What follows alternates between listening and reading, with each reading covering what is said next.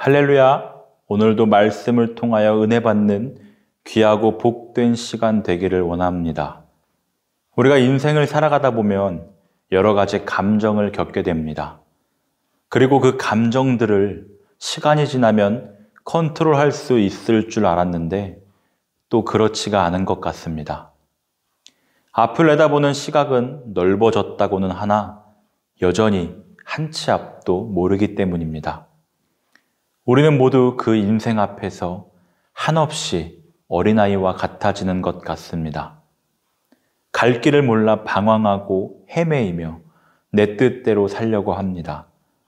한 치 앞도 모르면서 다음은 이렇겠지, 이렇게 될 거야 하며 견해를 가지고 살아갑니다.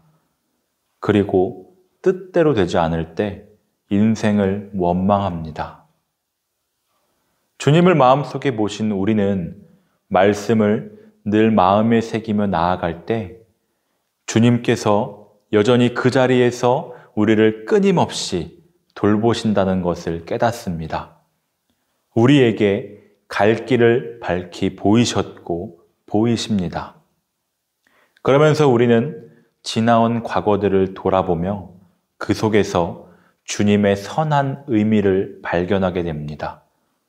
우리를 어떻게 인도하실까 확신이 들고 기대가 생겨납니다.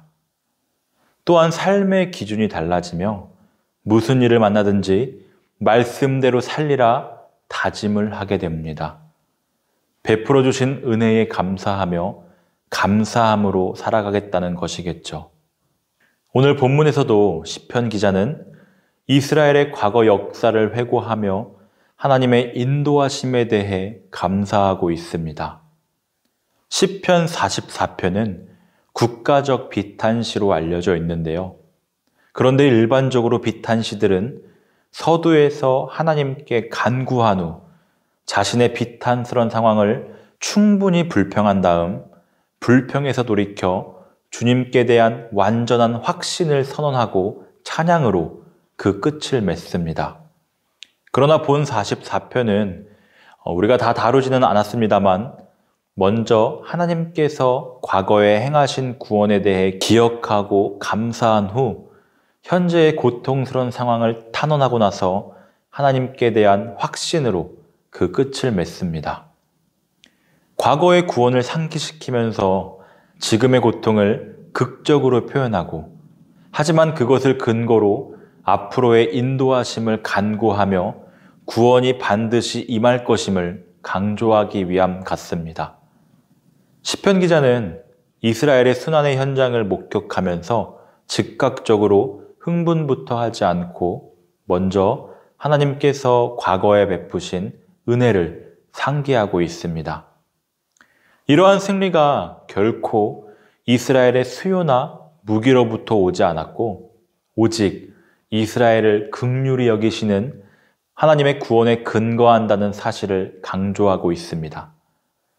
이스라엘은 하나님을 의지할 때는 승리할 수 있었지만 자신의 능력과 힘으로 이기려고 할 때는 반드시 실패할 수밖에 없었습니다. 이스라엘은 강대국이 아니었습니다. 그들이 출애굽하여 가나안 땅을 정복하는 과정은 하나님께서 그 백성을 사랑하시어 은혜 베푸사 가능한 일이었습니다. 때문에 8절에 우리가 종일 하나님을 자랑하였나이다 라고 고백합니다. 자신들을 대적들의 손에서 구원해 주셨고 지금도 그렇게 하실 수 있는 하나님께 찬양을 드리는 것입니다. 은혜로 쓰여진 그 과거를 돌이켜보며 용기를 얻고 고백하는 것이죠. 종일, 이것은 하나님께서 어느 한 시대에 국한된 짧은 기간 동안만 형통하게 지키시는 분이 아닌 당신의 백성에게 계속적으로 꾸준히 보호하시며 선을 베푸신다는 의미를 내포합니다. 우리가 기억하였으면 좋겠습니다. 감당하기 힘든 어려운 상황에 있을 때, 앞날이 캄캄하게 느껴질 때, 우리가 2022년도를 맞이하여 한 주를 보내고 있습니다. 이제까지 도우신 그 신실하신 하나님을 기억하며 찬양하고 간구한다면 하나님이 역사하실 것입니다.